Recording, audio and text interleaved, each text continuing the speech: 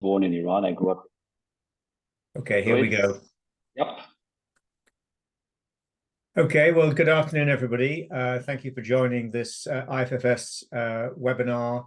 I'm delighted to welcome you all. We have an excellent speaker today, Professor Human Fatemi, who is Group Medical Director for ART Fertility Clinics, which covers a number of centers, both in the Middle East and in South Asia. Human has an excellent CV and was formerly professor at the Brussels Free University in Belgium. So Human, you're going to speak to us on luteal phase, I think, physiology, is that correct? Absolutely, Richard, yes. Very good. So ladies and gentlemen on the call, guests, please have your questions ready. Once Human has given his talk today, then we will open the floor for questions, and Human will be able to hopefully answer those that you post. You can either post them or you can come online directly, but we'll be just watching out for what's going on. So Human, the floor is yours. Yes, thank you very much for the kind introduction, Richard. And also I would like to thank IFFS for giving me the opportunity of presenting on what I call the big black box, the luteal phase. I remember when I was doing my PhD on the luteal phase in Brussels, Paul de Fruy, whom Richard knows very well, told me at some point that the luteal phase is a big black box. And after doing PhD and publishing many papers on this topic, I can tell you still it's a big black box. So I tried to bring a little bit of light into this big black box. Now, if you take a look at the uterus of a woman, I think it's very important to understand that the uterus of a woman is not a very nice place for an embryo to be in. If you take a look, a cycle of, let's say, 28 days, the uterus is only receptive within, let's say, 2, maybe 3 days. And these 2 to 3 days where the uterus becomes receptive is defined by the exposure of progestation, the hormone of the luteal phase. So it's utmost important to have a basic understanding on the physiology of the luteal phase and an adequate treatment of the luteal phase. It has already been 100 years almost, where we understood that the corpus luteum's function is based on level of stimulus that you have and the steroids that the corpus luteum are producing, or hormones which are coming from the corpus luteum, that they have a direct impact on the endometrium and the receptivity of the endometrium. Obviously, the main hormone of the corpus luteum is progesterone, and it has been published that usually a corpus luteum can produce in the mid-cycle between 13 to 18, 19 nanogram per deciliter. And in fact, it's important that we realize there is something which is called the window of implantation. That window of implantation is crucial to understand because that is directly linked to the function of the corpus luteum. Now, why is the uterus not a very friendly place for an embryo to be in? It's very simple. You see, this is a very old study. You see, this is a study which is almost 75 years ago, was published by Noyes. So for the first time, Noyes published different changes of the endometrium during the follicular, but also in the luteal phase. So all these lines that you see here are the days of the cycle. So if you take a look at the follicular phase, you see there is a little bit of changes, but not very big changes. There's a lot of similarities here. But once you ovulate and you go to the luteal phase, every day you have changes. And the changes you can see on the right side what changes we are observing. So there are significant differences. Every day the endometrium changes, every day. Now, I don't want to say every hour, but most probably future research will show that it is not only days, it's hours that the endometrium is changing. And these hours are preparing the so-called window of implantation. Now, what I showed you previously was 70 years old. This is more recent. This is from 2-3 years ago, probably from Carlos Simon's group. And obviously, they looked into the gene expression. And as you see in the proliferative phase and the follicular phase, not much is happening. In the beginning of secondary transformation, nothing is happening. But at some point, which is approximately 120 hours after the progesterone exposure, suddenly these genes are downregulated. So here is the area where we describe as the window of implantation. So this area is extremely important. And after 2.5, 3 days, as we can see, you have further down regulation and the window of implantation closes. So this is the area that we have to focus on because this is the time frame where the embryo can and will have the possibility to implant. Now, you might say, okay, progesterone exposure is important. Yes. But what are we talking about? What level of progesterone starts the engine, starts the time frame from 0 to 120? And that's a very difficult question to answer. We know that basically, once you increase your systemic progesterone levels, when I say systemic progesterone levels, I'm talking progesterone which is coming from a corpus luteum. And the corpus luteum is anatomically very close to the uterus. So when you measure on any part of your body the blood, that level will be lower than what you would have measured in the collateral blood vessels around the ovary or around the uterus. Obviously, because this is anatomically closer to the uterus, the amounts will be higher. But what has been measured in the systemic circulation of progesterone, which is coming from a corpus luteum, is from a level of approximately 1, more than 70% of women initiate a so-called secretory transformation. It means that's a time frame where you start the time 0, going from 0 to 120, where you open your window of implantation. So this is important to know. Level of progesterone is around 1, where most of women initiate the so-called secretory transformation. What's the percentage of women having a luteal phase defect in a natural cycle? It has been described 7, maybe 8%. And initially, the diagnosis was done based on premature onset of menses. But this is not very correct because imagine you have a defective follicular phase. You are a poor responder, your cycle will be shortened. So you cannot define a short cycle as a luteal phase defect. It could be a follicular phase defect because the patient is simply a poor responder and has an accelerated recruitment of the follicles. Now, at some point, people started, and still today, measuring the progesterone levels, and it came out if you have, let's say, mid-cycle less than 10 nanogram per ml, you're talking about luteal phase defect. But today, there is a debate ongoing. What is the best value to have a correct luteal phase? And we will elaborate more later during the presentation. But it has been published to be 10. On the other side, you see the correct diagnosis in the natural cycle is basically to have a biopsy and to have an out-of-phase endometrium by more than 2 days. Now, we speak on corpus luteum function and importance of the corpus luteum function up to around 7 weeks. Why 7 weeks? Because we know around 7 weeks, there is something which is called luteoplacental shift. So basically, placenta is taking over the function of the corpus luteum. Now, we are not here to listen to a natural cycle because we know that the prevalence of luteal phase defect is not very high in a natural cycle.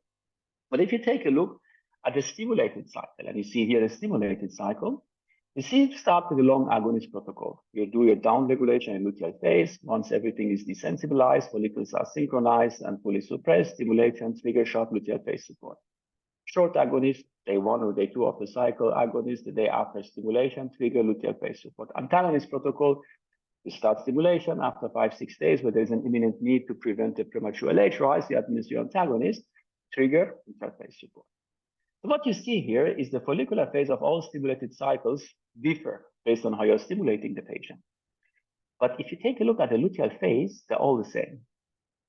All of them, without exception, do have luteal phase defect. Why? Why do they have a luteal phase defect? It's very simple. You see, if you have a natural cycle, you have a slow increase of steroids, you have an ovulation, you have a plateau, and then gradually you go down. In a stimulated cycle, you go up rapidly. As rapidly you went up, as fast you go down. So basically, you have a rapid decline of a corporal luteal function because you see your hormones have been elevated and they're going down very fast. The question that we might ask, but why does it happen? Why, when it goes up, okay, we stimulate it, we have multiple corporal lutea, this is going up, but why does it not stay up? Why do we not reach a plateau? And why does this plateau is not sustainable? Why does it not take 4, 5, 6, 7 days before it starts going down? And the answer is here. So if you take a look at this graph, you see naturally you need to have LH to stimulate your pituitary. Pituitary is the pituitary which is producing LH is stimulating the corpus luteum. The corpus luteum starts functioning. But the moment you have high levels of progesterone, which you have, as you have seen previously, this creates a negative feedback directly on the anterior pituitary, but also on the hypothalamus. So basically, you have a block of GnRH, you have a block of anterior pituitary. There is a signal that there is too much of progesterone, which there is because you have stimulated, you have multiple corpora lutea, progesterone levels are very high. But what is happening, that high progesterone creates a negative feedback, so you have no LH. And if you have no LH, these follicles or these corpora lutea, they would require LH to survive. If there is no LH, obviously they will not survive. You might ask, how do you know that there is no LH? Very simple. This is a beautiful publication by my dear friend Marco Filicori. And if you take a look here, you see that you have a high action amplitude frequency of LH in the beginning of the luteal phase. But the moment you go towards the end of the luteal phase, you see low amplitude, low frequency, and at some point it disappears. So what is happening when it disappears? Obviously, there is no LH. And if there is no LH, you start bleeding because there is nothing stimulating the corpus luteum. And as you can see here, what we have presented and published is that there is a lack of LH activity during the luteal phase of all stimulated cycles. Now, what is the role of progesterone? We know progesterone is important for an early pregnancy. We know that it has an impact on the endometrium, secondary transformation. We know that the delayed endometrial maturation will happen if you have a lack of progesterone. And we know if you remove a corpus luteum before 7 weeks, you will have a miscarriage. But if you remove a corpus luteum and you add progesterone to that, the pregnancy will continue. That was published, I think, in 1972-73 by someone called Chappell.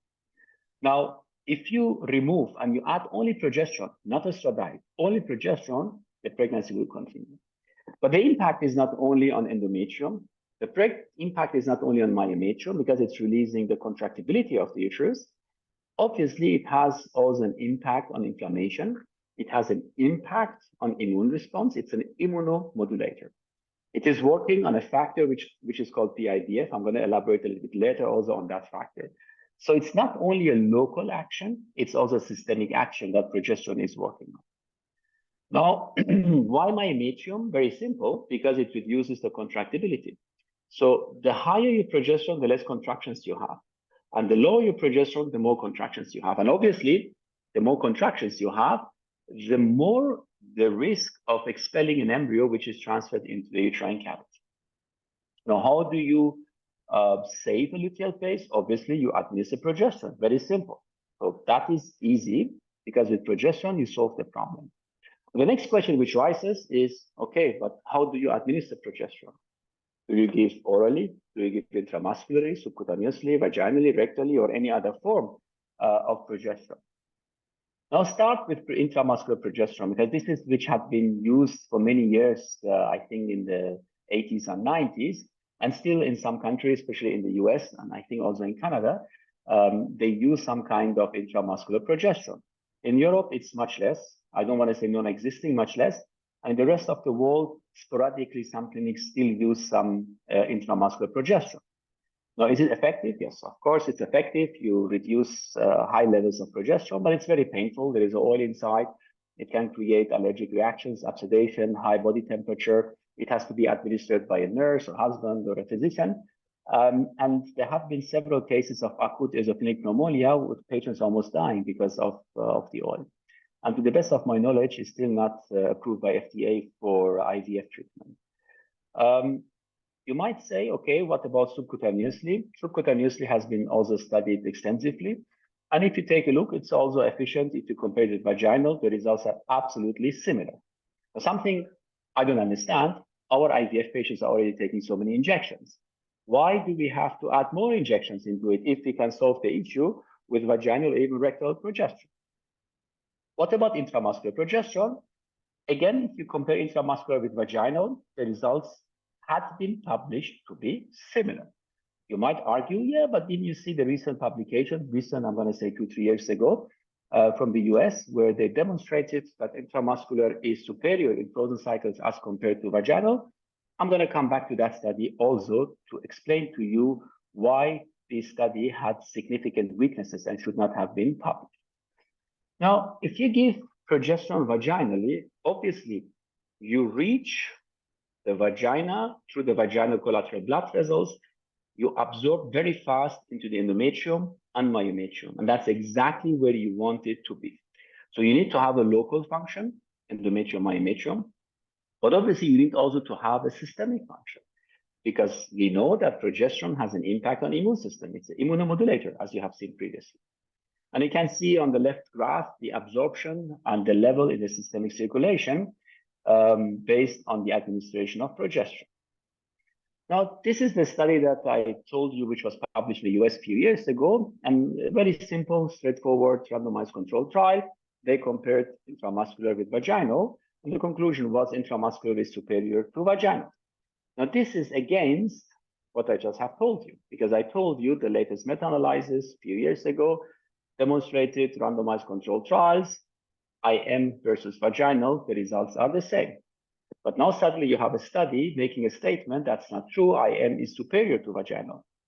Every time you see such a study, the first thing you need to do is go and look to materials and methods and see whether there is some kind of mistake, what the authors have done in that study and which was not highlighted and seen by the reviewers or associate editor of that journal. And here, for example, a big mistake happened. So we mentioned that everything what happens in the luteal phase is based on the time or hours of progesterone exposure. So if you want to compare intramuscular with vaginal, what you need to do, you need to initiate the administration on the same time.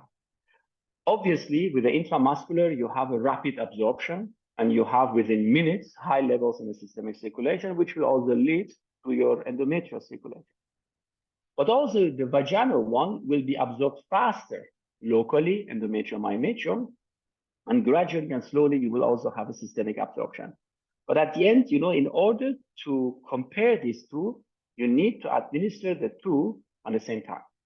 So you need to start both of them at the same time and make the transfer at the same time. So the only variable that you have is intramuscular versus vaginal. Now, what they did in this study, you see with the vaginal, they started day 1 and transferred day 5, which means they had only 4 days of progesterone or 5th day of progesterone. With the intramuscular, they had day 1 and day 6. So they had 24 hours longer progesterone exposure. So obviously, if you do that, it's not correct because you have two variables. One variable is intramuscular versus vaginal. The other variable is that you give 1 day less progesterone in one group. And obviously, if you give less progesterone, you have less good outcome because you did not cover the hours of progesterone exposure to open the window of implantation. So you see there are significant shortcomings in some of the studies being published today. And it's important that we don't only read the title and the conclusion. If there is something of interest to you, please read the title, read the conclusion, have a look at materials and methods, and try to have a critical view on these publications. There are many publications out there today, which I wonder myself how it is possible that you can publish this kind of stuff. Now here, if you take a look, for example, absorption of oral progesterone versus vaginal, you see the time of exposure, intramuscular, you see if you give intramuscular, you have really a very rapid increase of progesterone in the systemic circulation. So the 50 milligram, which is usually used, you see within minutes, I'm not talking about hours, so this is 1 hour. So with basically, I think 3-4 minutes, you reach the systemic circulation of 1. And within 1 hour, you have approximately 10 nanogram. So you can imagine with 10 nanogram, you already have impacted not only the endometrium, but also the systemic circulation.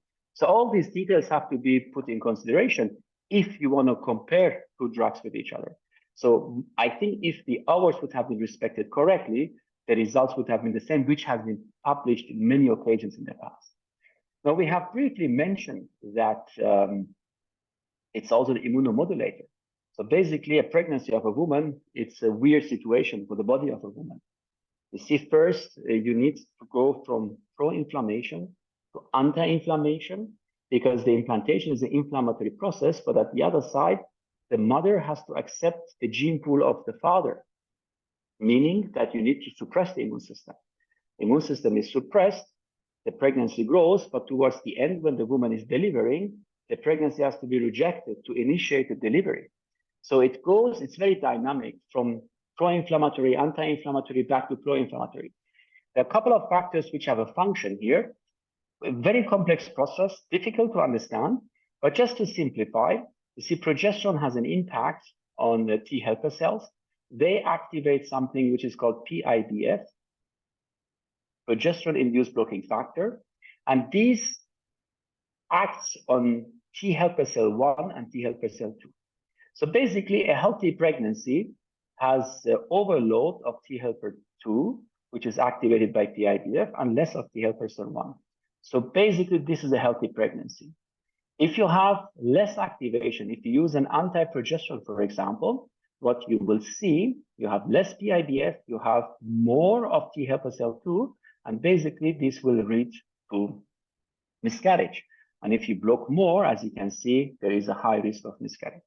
So this is the main impact of progesterone on the immune system, which also has not to be neglected.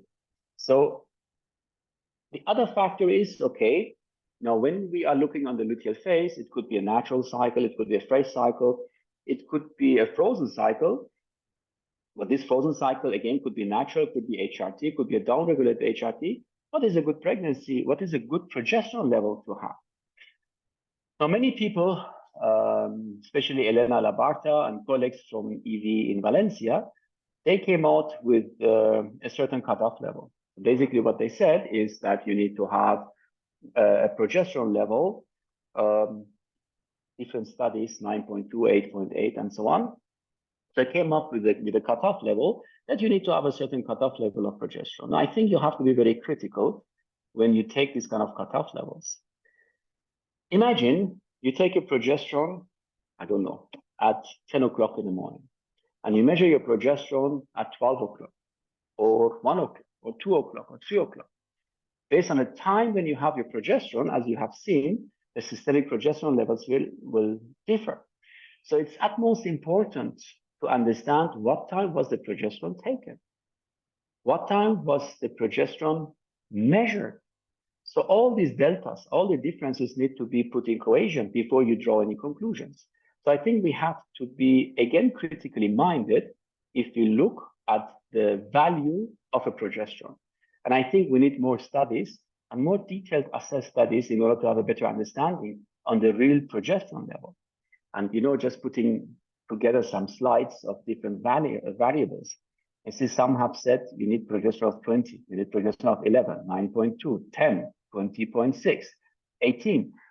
If you take 20.6, it means a natural cycle where your value is 13, 14, 15.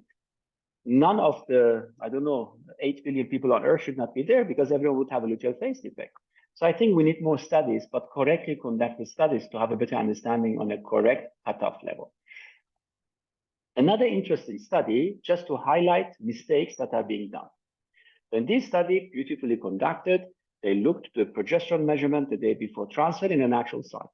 Said, look, in a natural cycle, if your progesterone levels 1 day before the transfer, fully natural cycle, not trigger, is less than 10, basically your pregnancy rates are significantly lower. Straightforward study, clear message, but again, another big problem. So how do you define the time zero? How do you define the time that progesterone started to go up? Because this is the starting point. So what they did here, they did a stick in the urine. They said, okay, LH is going up, we count, and at that day, we're going to measure it with everyone. But does everyone ovulate on the same manner? Does the progesterone rise with everyone initiates at the same point? It's like you have people running the 100 meter with the same speed, but starting from different points. So one starts 10 meters ahead, one starts 20 meters ahead. And at the end, it's okay, the guy who started 20 meters ahead is the best, and the one started in the beginning is the worst. But that's not true because your starting point should be the same. And here, unfortunately, a big mistake which happened, and I think, again, reviewers have not seen it, associate editor has not seen it, and this is a paper, I think it was in Human Production, as you can see. So it's not the correct message. Why is it not the correct message? Because as we have published, when you ovulate, this is how you ovulate. And when you ovulate, this is a classical way, but not everyone is ovulating on the classical way. This is a paper we published with Carol Cohen last year.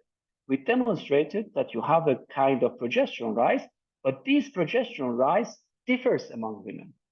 And in fact, you can have a progesterone rise in 24 hours up to 57 hours based on your LH rise. So you can have an LH rise and your progesterone rise can happen in 1 day, in 2 days, or 3 days. But if you do not capture the time of progesterone rise, how do you want to measure the correct value of the progesterone? So this is, as you see, another mistake. Furthermore, LH kits, urine kits are not reliable. You see, you can miss a lot of correct ovulation. It will show you really wrong ovulations, as you see in 30% of the cases. And this is what I wanted to show with you. You see, the progesterone rise can be like this, or like this. Again, a recent paper we have published where we demonstrate you cannot rely on LH rise. Even if you do it in the blood, you need to capture the progesterone rise to have your time zero correctly. Erden from Turkey, Human Production Update, published similar findings as we did. Now, in his case, it's in the urine, and our paper is in blood, as you can see. And what I mentioned also previously, when you speak about the value, it's important, how was it administered? Is the value coming from corpus luteum? Is the value from vaginal progesterone, from rectal progesterone, intramuscular progesterone? Because obviously that will also have a significant impact. Over the past few months and years, several studies came out with looking into values with contradictory results. I will not go into detail, but I think we need much, much more studies, but important, correctly conducted studies, respecting the basic physiology.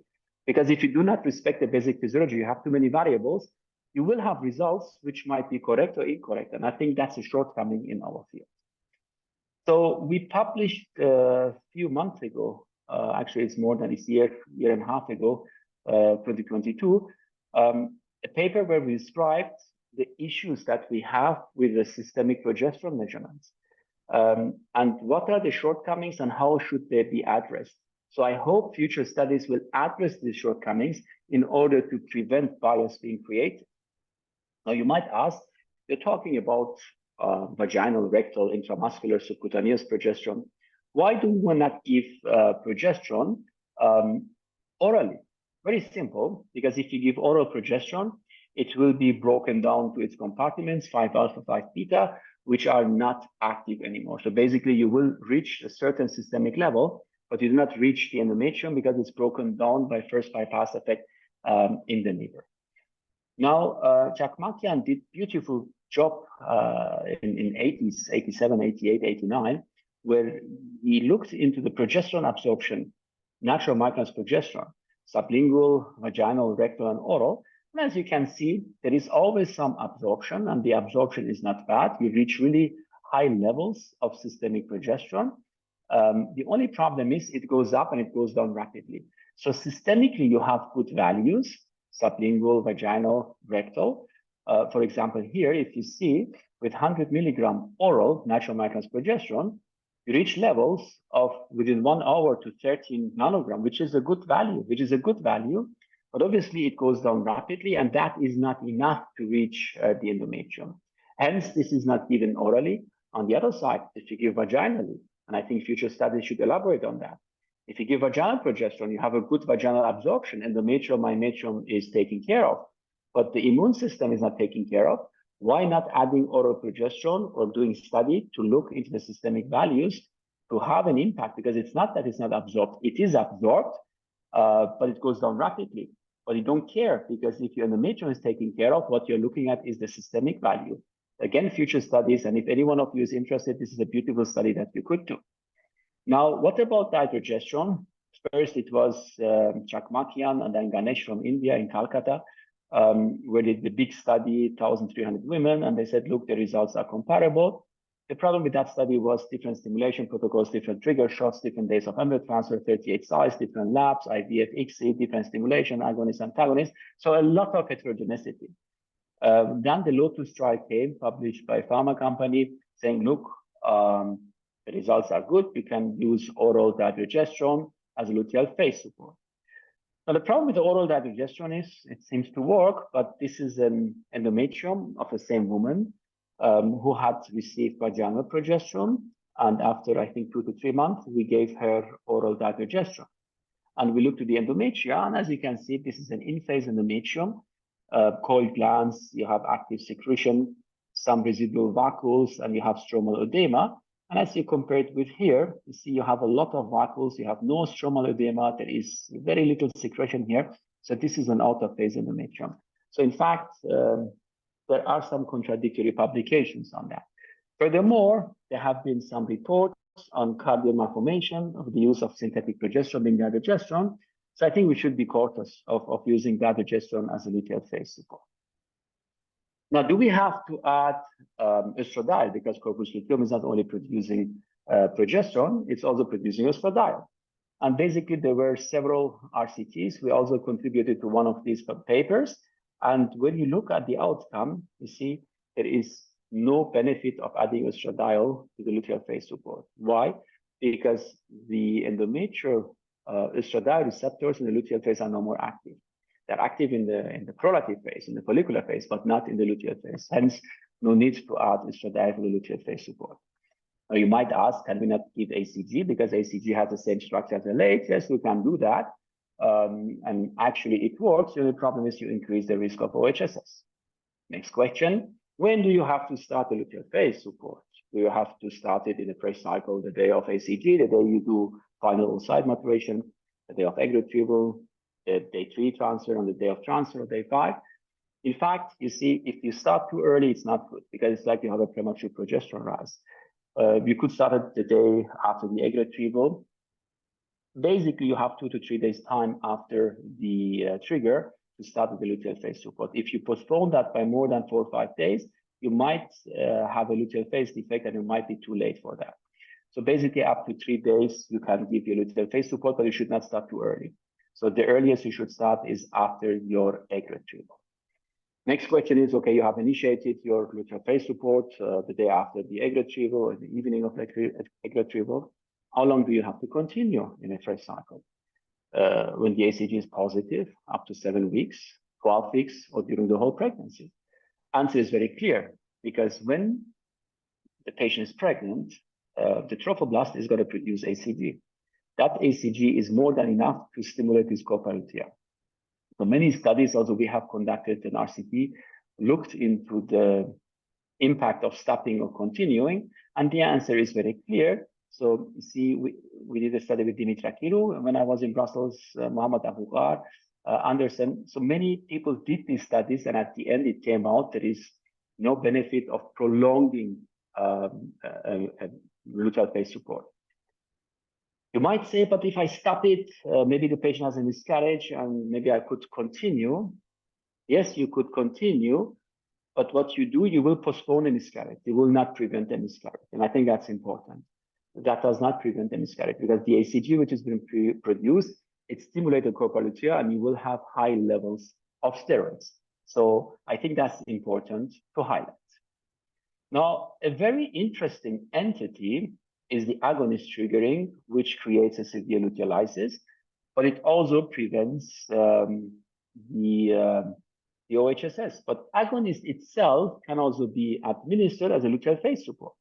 So if you have a stimulation you trigger with ACG, you could use agonist, for example, on the day of transfer to enhance the implantation because the embryo has GnRH agonist receptors and the endometrium has GnRH agonist receptors. Hence, it seems that GnRH agonist could also be used as a luteal phase support. But what about agonist as a trigger? So not ACG, but agonist to eliminate OHSS. And as you can see, with an agonist, you have a rapid rise and rapid decline. In nature, you would have a rise, plateau, and decline.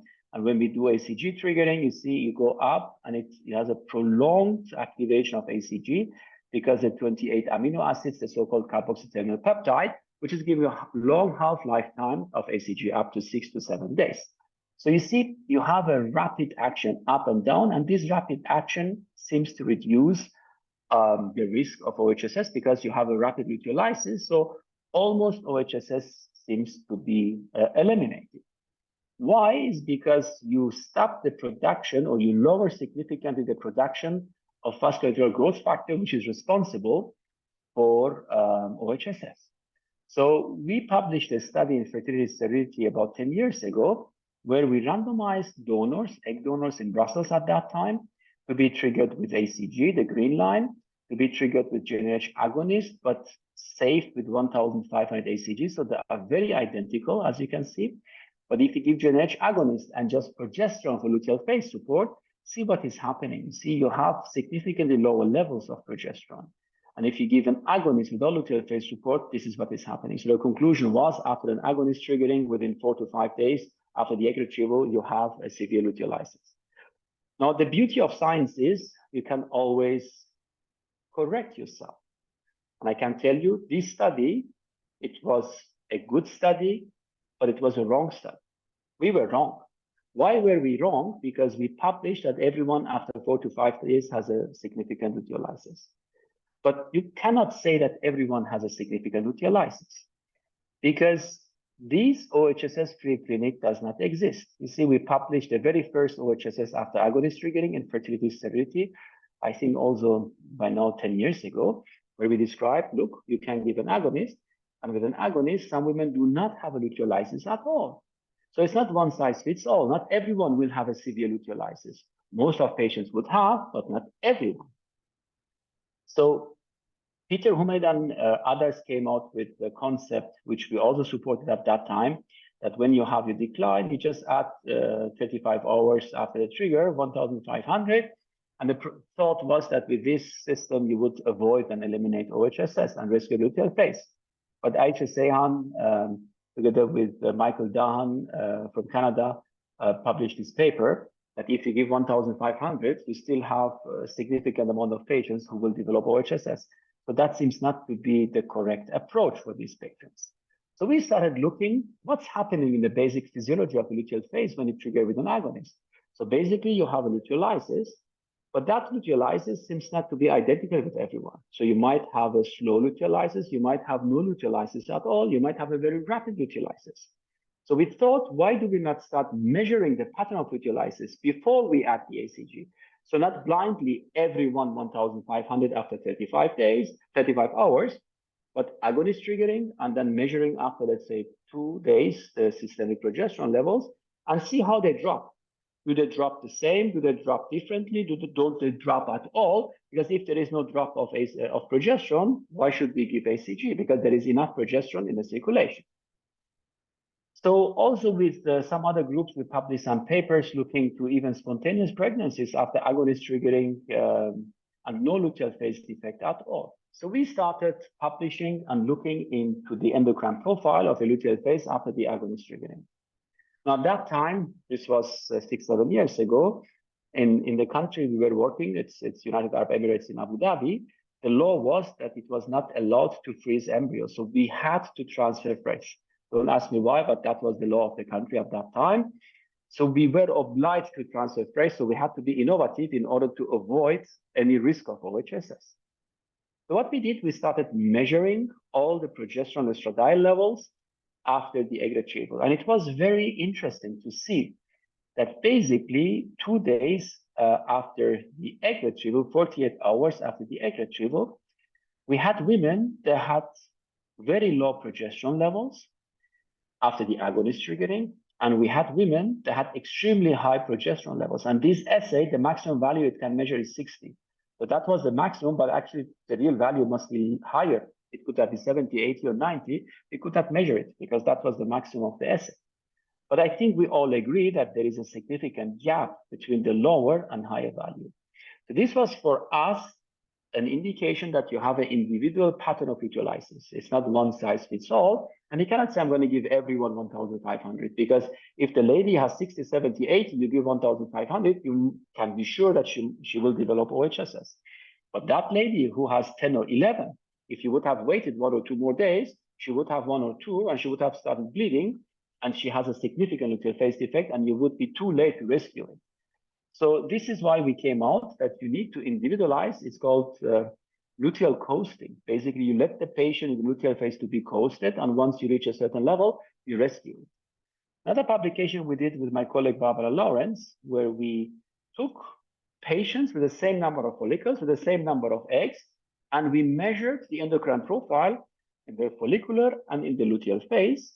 And you might say, okay, they have the same number of follicles, they have the same number of eggs, so the luteal lysis should be the same. And as you can see, it was not the case. With the same number of eggs, you can have all of them at 20 eggs, as you can see. All of them, some of them at 30, some of them 43, 14, and 30. So you see there is a huge variation even with the same number. So you cannot take the number as an indicator. It is really the pattern of luteal lysis that these patients are having. So what would be the conclusion of the agonist triggering? It's not one size fits all. You do your agonist triggering, you look to the pattern of luteal lysis. Once you reach a certain level, and that cutoff level is somewhere, I think, between 10 and 20, maybe 14, 15 nanogram, and then you add low dose ACG. Now, this is the timing when you add it. So you add when the progesterone levels are around 14, 15, you add ACG. What about the dose? Should we give everyone 1,500? Again, there a fine-tuning can be done. Because if there is a patient, she has a very slow luteal lysis, and it takes 3, 4, 5 days until she reaches 14, 15, again, 1,500 could be too much. So also the dose of ACG can be individualized. Another paper we published with Barbara Lawrence, we said, look, not only the time of luteal rescue is important, but also the dose can be individualized based on the pattern of luteal lysis. We published a couple of papers, review articles on this concept of personalized luteal phase support. So if you're interested, you can find those papers online. Now, luteal support, to conclude, has to be given the moment you create multifollicular recruitment with gonad drop-ins. I think you have seen intramuscular subcutaneously are possible to be given. They are efficient, but should it be the first choice? Personally, I don't think so. I think the patients are taking enough injections, so I think personally we should go towards simplifying the treatment for the patients. What about oral dydrogesterone? I think the safety needs to be addressed. I think we need more studies in order to confirm that it's safe or not.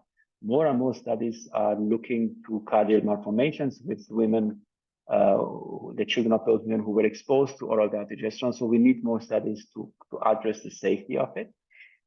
What about the duration? It might be that it's shorter than what we do. I think the moment the patient is having a viable corpus luteum and a viable pregnancy positive ACG, you can easily cease the administration of luteal phase support. Agonist triggering, I think we need to focus on personalization. We are in the era of personalized medicine. Agonist reduces the risk of OHSS by reducing the vascular growth factor. It creates severe luteal lysis, but not with everyone. It's not one size fits all. Important to understand that there is something which is called personalized luteal lysis. Everyone undergoes a different kind of luteal lysis, as you have seen. So if you want to have a fresh transfer, we need to understand the pattern of luteal lysis. We need to understand the personalized luteal phase support based on the timing, but also based on the dose of ACG which is given to rescue. Progesterone levels need to be looked at critically. Again, here I think we need to respect the basic physiology before we start these studies. I think we need to understand in the natural cycle when was time zero, when the progesterone starts to go up. That's very important to realize. And the next thing is also when was the progesterone given before we started measuring it. And about the assays variation, I didn't speak about it, but that's another topic which is to be addressed in future. I think freeze-all strategy is a viable option. And personally, we are promoting more and more transferring in a full natural cycle. I think there is nothing better than the natural cycle. Thank you again for your attention, and I'm very happy to answer any questions you might have.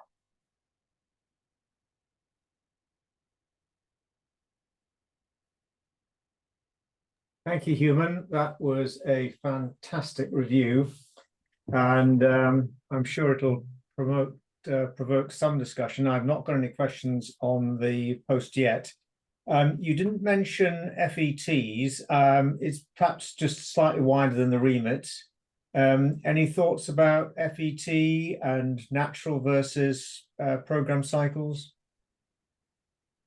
Yeah, I mean, I didn't want to go into detail. I briefly spoke that we promote natural cycles. So we published the first paper on natural cycle also 12, 13 years ago. There are a lot of RCTs comparing it. The problem is most of them are not done correctly. To give you a funny answer, you know, there is a Cochrane meta-analysis which was published a few years ago. And they compared in this cohort meta-analysis natural cycle versus programmed cycles, or HRT cycles, as we call them. And the conclusion is there is no difference. It was very funny because there is one study included in this meta-analysis. The first author is Catoli. And I was desperately looking because I wanted to look into the materials and methods. I wanted to know how was it conducted, because at the end, mistakes happen in the materials and methods. And that paper, for example, was presented at a meeting and never published as a full paper. So even these meta-analyses, Cochrane meta-analyses, which are comparing natural cycle versus HRT cycles, they have their shortcomings.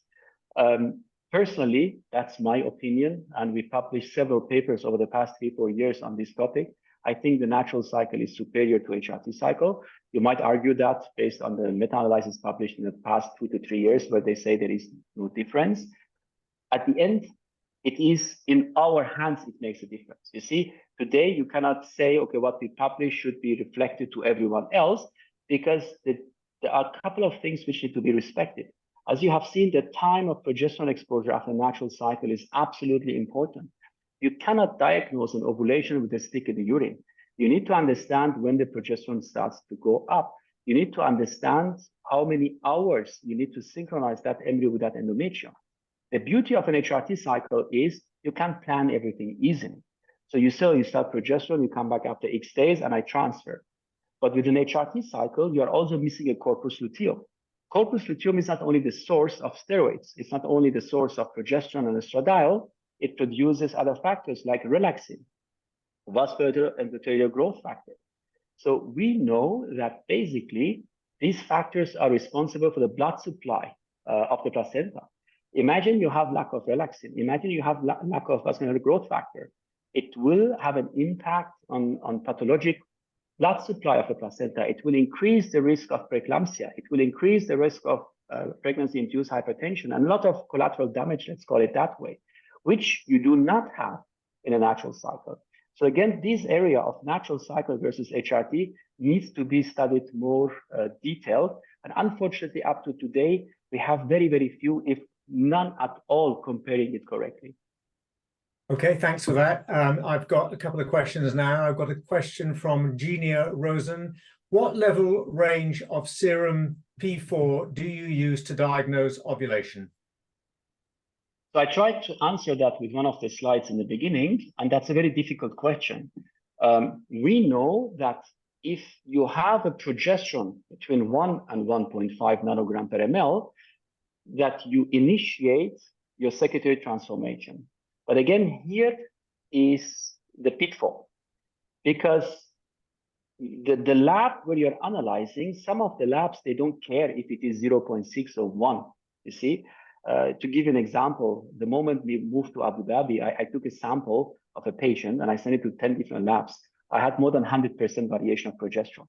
So you need to rely on your lab. You need to make sure that your reference, your basic values are reliable. If you rely on your lab, then you take, for example, day 2 or 3, the normal value should be 0.1, 0.2 nanogram per ml. If you rely on your lab, then I think around 1 to 1.5 nanogram per ml is the time that you would say, okay, I have had my LH rise, but it's not only the LH rise. You see, the ovulation goes LH rise, estradiol drop, and then progesterone rise. So this is what happens. And I tried to show you a couple of publications on that topic. Barbara Lawrence is the first author, where we elaborate in detail how you can detect it. But to shortly answer that question, between 1 to 1.95 or 1.5 nanogram per ml, if you rely on your lab. Okay, thank you. Another comment, excellent presentation. Isn't it more patient orientated in agonist trigger to freeze all instead of trying to salvage a luteal phase? Giving HCG might restart VEGF production and its associated risks.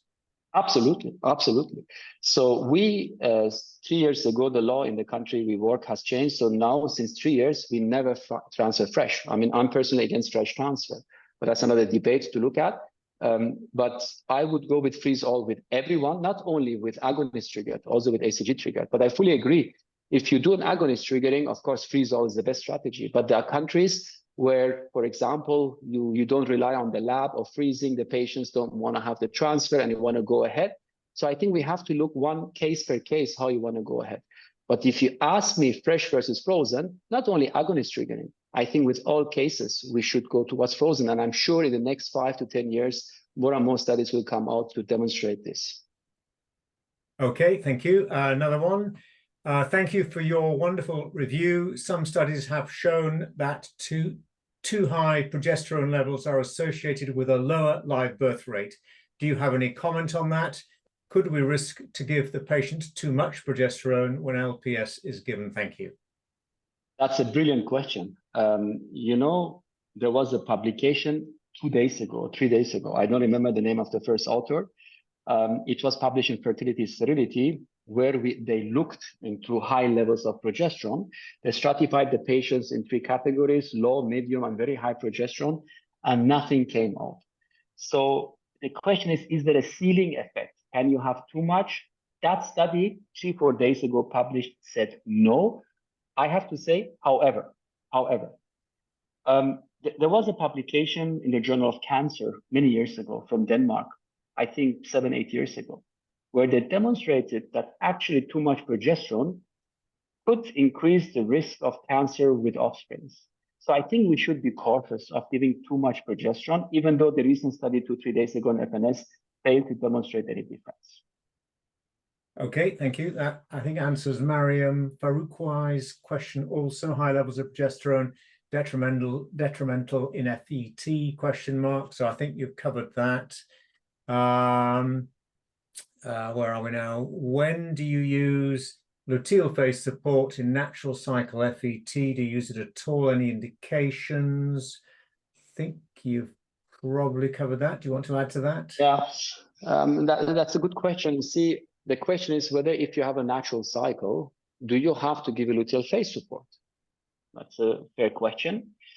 If you have to give a luteal phase support in a full natural cycle, how do we explain that there are 8 billion people out there which have been conceived naturally, right?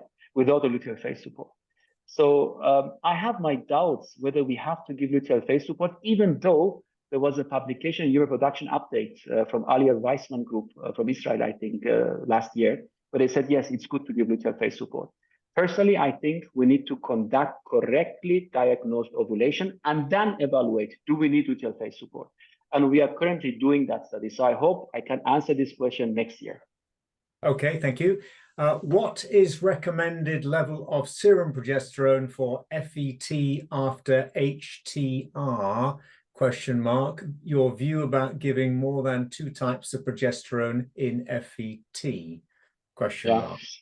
So this is the study of Elena Labarca. To give you a short answer, 9.2 nanogram. But personally, I think it's not correct. I think you cannot say 9.2. If it's 9.1, it's not good. As I mentioned, it's the timing. When was progesterone given? What time did you measure it? How many hours after the administration? All that has not been evaluated. So if you ask me what's the normal level, I don't know. Again, we are doing a study. So we have looked to our database, and we are hopefully we can publish that shortly. We don't see a certain cutoff level, even though progesterone has an immunomodulator effect in the systemic circulation. So I hope, again, future studies will elaborate more on this. To give you a clear answer, what has been published, 9.2. Is it really the Bible that you have to say, okay, it's 9.2 and nothing else? No, I don't think so. And then her second question was your view about giving more than 2 types of progesterone in an FET. I'm not quite sure whether she means 2 types simultaneously. No, I think she means giving it vaginally and rectally or other form. Yeah, you can do that. As you have seen Chakmakian's paper, for example, rectally, you have a beautiful absorption of progesterone. So what you could do, for example, if you want to reach the vagina and endometrium, give it vaginally. If you see your systemic levels are low, you can add rectal progesterone. You could see your systemic values will shoot up rapidly. Okay, thank you. Is the combination of oral progesterone and IM or subcutaneous progesterone advisable? I guess you've just answered that. And yeah, you see, I'm not a big fan, and I hope I could have shown you why I'm not a big fan of IM progesterone. Yeah. And orally, as I mentioned, dihydrogesterone and synthetic progesterone might have some impact on the health of the offsprings. So I'm again not a big fan of synthetic progesterone. But could you combine it? Yes, of course you could combine it. But if you give intramuscular, you have seen you reach sky-high levels. You reach levels of 15, 20, even more than that. So why should you add more progesterone? Okay. Nayana Patel says, lovely presentation, no question. TC, Ting Chan Lin, great presentation. Is it appropriate to give progesterone for threatened miscarriage? Or is it just postponing the miscarriage? I think it's, even though there have been some studies looking into administration of progesterone, you have to ask the question, what is the first cause of a miscarriage? The first cause of a miscarriage is a genetic abnormality. Now, you will have patients with endometriosis, adenomyosis. These patients will have progesterone receptor issues, and these patients would benefit from high dosage of progesterone. So if there is a patient when you diagnose, and this is another interesting topic, adenomyosis, because most of these cases have not been diagnosed correctly. So if you have a patient with endometriosis or adenomyosis, you see calcifications, asymmetria in the uterus and so on, those patients for sure would benefit from higher dosage of progesterone. But a patient without any reason, where there is a chromosomal abnormality of a miscarriage, you will just postpone. So all of these studies looking to benefit of progesterone, first you need to look what's the etiology of the miscarriage. Is it a genetic abnormality or is it a uterine abnormality, endometriosis, and so on? So again, you see, we have to unlearn and relearn what we are knowing today. Yeah, I agree. I mean, HRT given prior, I think we've done that one.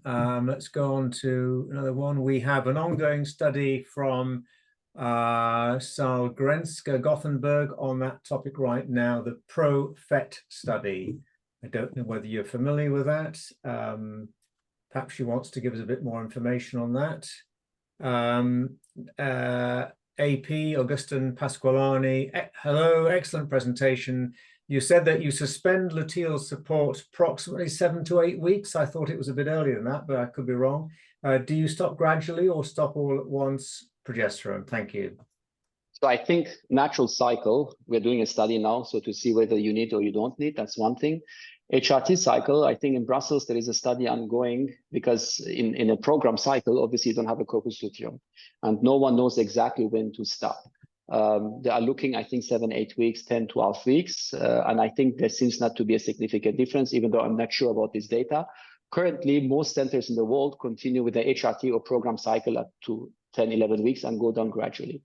In a stimulated cycle, we don't do fresh, but once we were doing fresh cycles, the moment the ACG is positive, you see you have a positive ACG value, you gradually decrease the dose of vaginal progesterone. You stop after 2 to 3 days. So we can do that gradually. Yeah, I think the psychology plays into this as well, doesn't it? Absolutely. Yeah. Okay, Profet trial. So that's Caroline Stadelma from Gothenburg comes back. Profet trial equals RCT, 1,800 patients, natural cycle FET with LPS for 3 weeks, 7 weeks, and with 600 patients in the control group, no treatment. Yeah, but again, the question is, how was the natural cycle defined? And I think that's the weakness of many studies. Yeah, okay. Thank Gustav Pasqualini comes back. Thank you, that's right. Patient and doctor psychology. Okay, right. I think I've covered all the questions. Unless there's any more, I don't see any more coming on the chat. Human, I think that was an absolutely fantastic review. You've seen that in some of the comments. We are extraordinarily grateful for you to have done this. Oh, hang on, I've got one more. Nayana Patel, do you suggest endometrial receptivity assessment for recurrent implantation failure? I'm very allergic to that question. Answer is clearly no. You see the ERA test, which has been proposed from Carlos Simon's group, I think more than 10 years ago by now. They looked to 238 genes, look in the receptivity, and in the beginning there was a big hype that might change the receptivity, the so-called personalized embryo transfer. But recently there have been few papers, actually many papers, showing even lower pregnancy rate if you go with an ERA test. Even the people who used to contribute to that, Nicolas Garrido and Tony Pellissier, who were co-authors initially, I think, with the initial papers, wrote up a paper out 1.5 to 2 years ago in JARC, the conclusion is recurrent implantation failure. ERA has no benefit at all. What has a benefit is the genetic testing on the embryo, but not the ERA. Yeah, I agree with that. And then she also asks, do you suggest higher progesterone dosage based on BMI? Good question. It might be because we also see lower absorption of progesterone with higher BMI. Again, that would be a beautiful study which could be conducted. While you were asking the question, I saw another question appearing about the thickness of endometrium. Maybe that's also an interesting question to answer.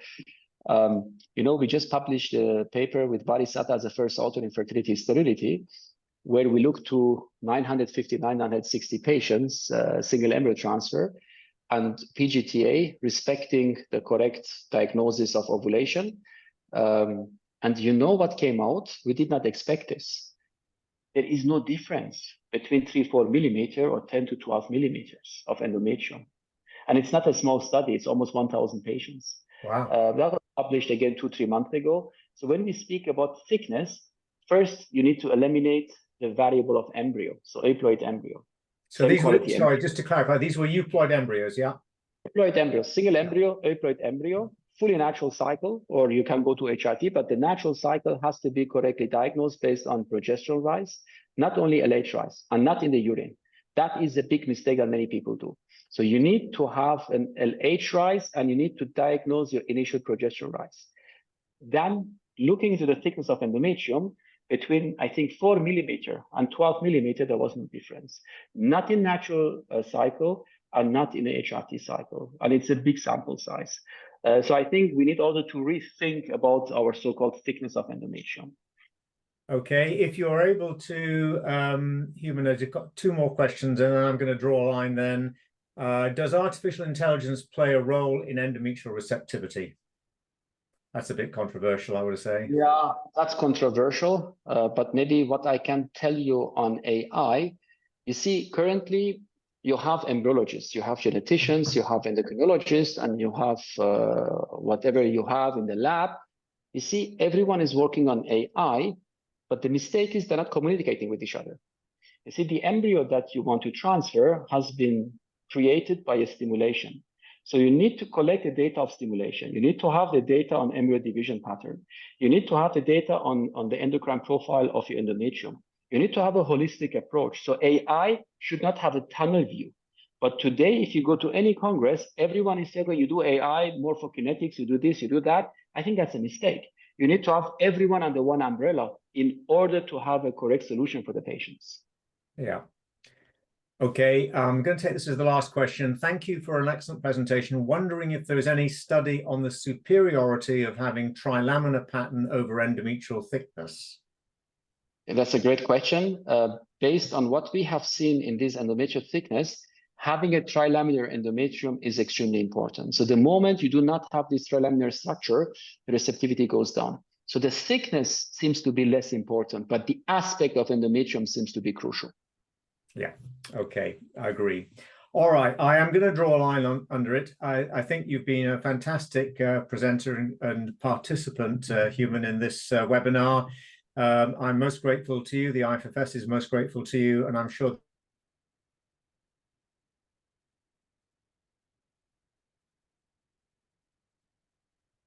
Hello, I've lost contact. You are back, okay. Richard. Yes. Sorry, I'm back. Sorry, I don't know what happened there. So I'm very grateful to you, and thank you once again. And ladies and gentlemen, thank you all for participating in this webinar series.